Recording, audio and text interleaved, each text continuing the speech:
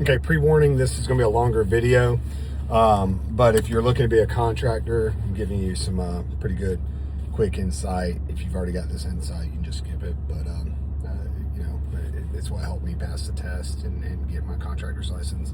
Like I said, it's a longer video, and if you got any questions, you can, you know, ask in the comments, or you can even private message me, and I'll give you as much information as I possibly can, just trying to help other people. Like I said, and it's not easy, but it can be easier. Okay, so told you as time goes on, I'll start sharing with you some little tidbits of information. Anybody's looking to go get their Florida contractor's license, just brief summary of what I've done. Okay, so I've got the experience. I've got the year of experience of foreman, which is required. So you are required to have 4 years total of experience. One's got to be in a supervisor position, like a foreman. I believe a superintendent will qualify you, but those are the requirements, and in that field, right? And then on top of that, if you're going to be a contractor, you got to have so much yards of concrete. You've got to have so many pillars that you've poured, concrete, reinforced concrete, stuff like that. So check. You get all those, you go take a test, and you're qualified to be a Florida contractor. So option 1, 4 years of experience. Option 2, military with 1 year of foreman experience. Option 3 is an education. So you go to a 4-year college or a university, and every year that you're in counts for up to 3 years of actual experience, plus 1 year. You still got to do the 1 year foreman on job training. If you've got college, it's easier to go that route, because then you don't have to prove every single year.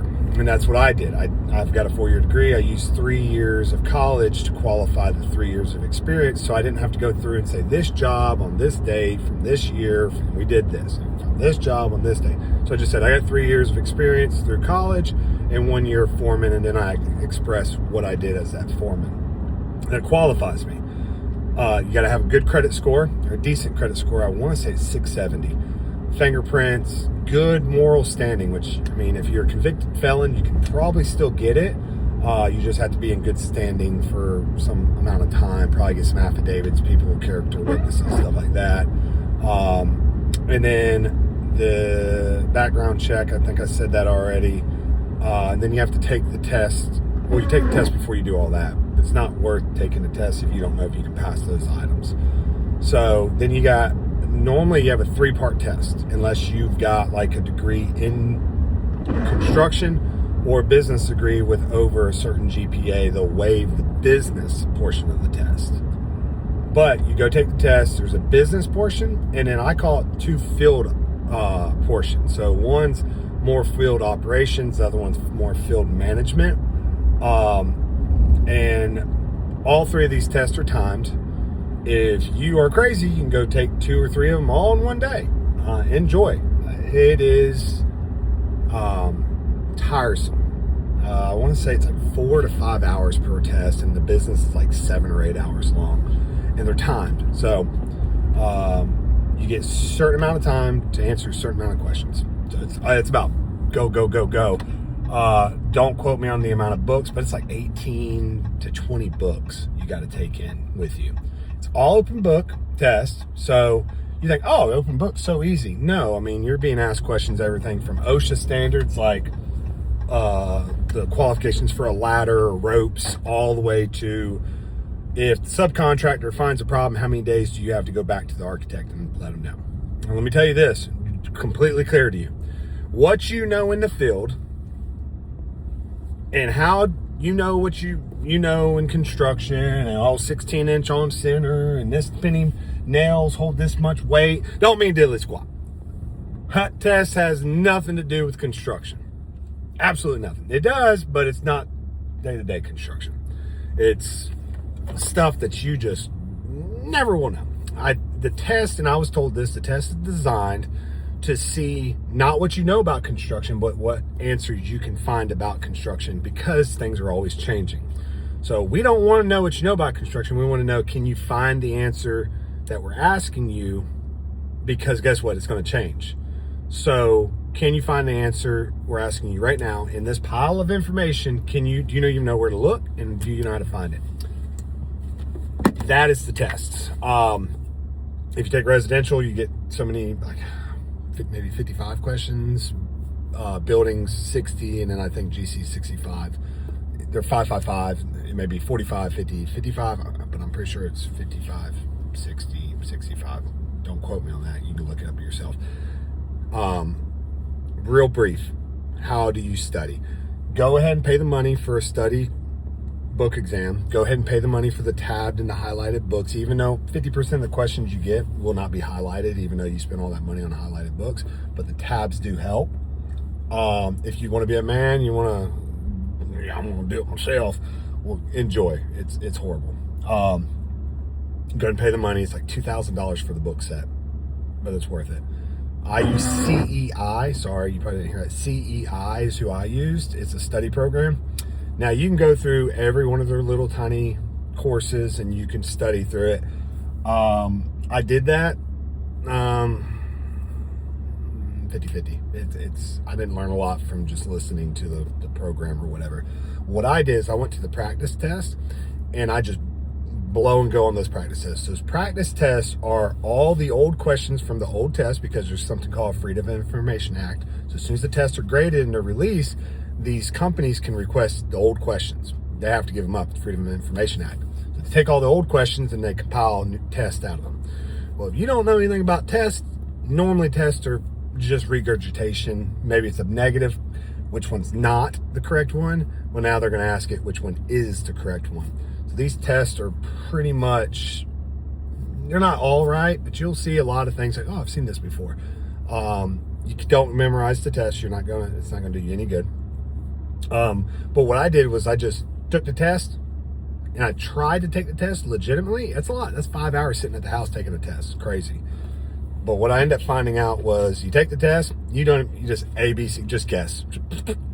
And what it does is it pops up the answer and says, hey, no, you're wrong. It was actually answer C, and the correct answer would have been in building contractors book in this section. So then what I did was I started saying, okay, well, the question is asking this. So which book would that be out of? So what I ended up doing was I ended up finding out, based on the questions they ask, which book would I find that in?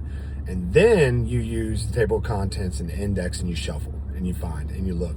The more you go through it, the more comfortable you are with the books. The more comfortable you are with the books, the easier to find a question.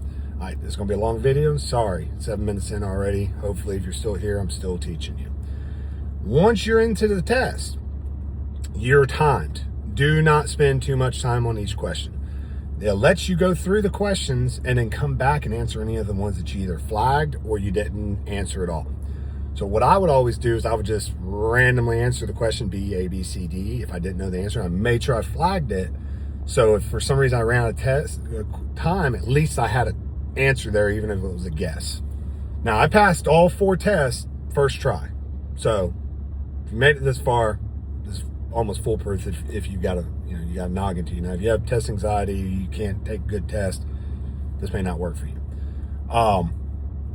Once you're in there, blast through the questions as quick as you possibly can, get through. It's going to leave you about an hour, maybe an hour and a half left. Now I'm going to go back and I'm going to have about 15 to 20 questions. You're like, dang, that's 30% of the test. You're correct. Absolutely. We're doing math together. Thank you. Actually, it's 33. Okay, I got you. Anyways, so you're 33% of the question. Guess what? 66% of the test you've gotten right. So now all I need is how many percent? I'm sorry, I'm not trying to talk about you. I'm just being funny. 4%. You need 4% of the questions more to pass the test. And now I'm going to grind those questions. There's 20 questions I don't know. I'm going to grind them out and I'm going to search and search and search and search and search and search and search. And guess what? You're going to find about half of them. And guess what? You're going to pass that test with an 85 plus every time. I promise you, if you do this and you're decent at taking tests and you have a decent IQ to yourself, and I'm not trying to insult anybody, you will pass your test. Take this method. Now, if you don't know, hey guys, message me. I'll be more than happy to help whoever I can. is not cheating. This is just the way the test is. You have to know how to take the test. It's a state standardized test.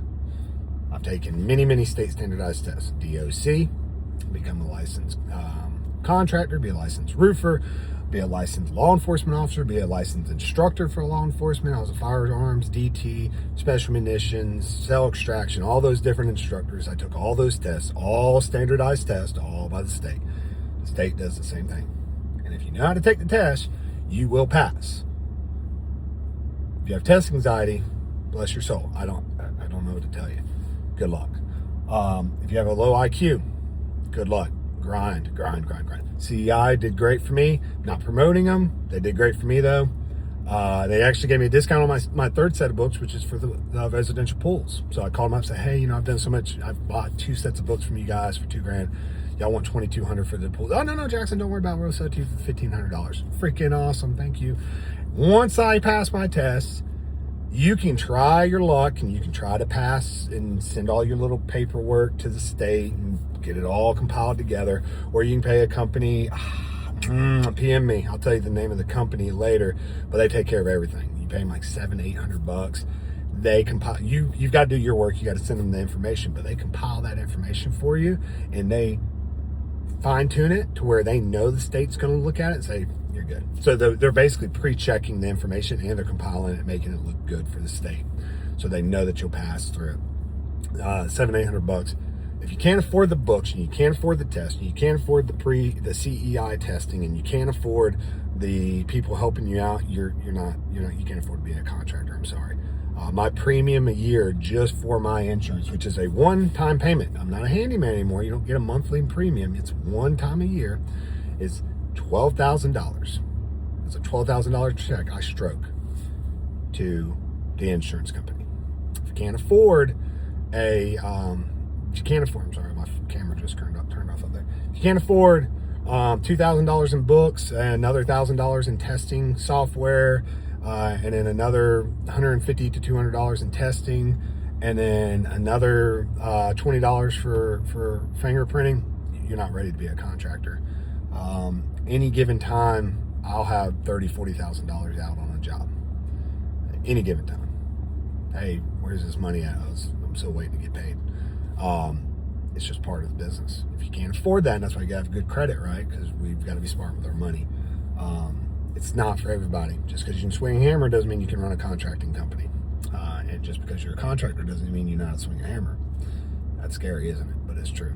And here's another fascinating fact. If you don't let this scare you away, because I think the statistic is for every 100 contractors that are retiring today, only 1 or 2 are taking their spot. There's a need. There's a need for it. Learn how to swing a hammer, learn how to do the work, learn how to take a test, and go out there and make you some money. Have a good day.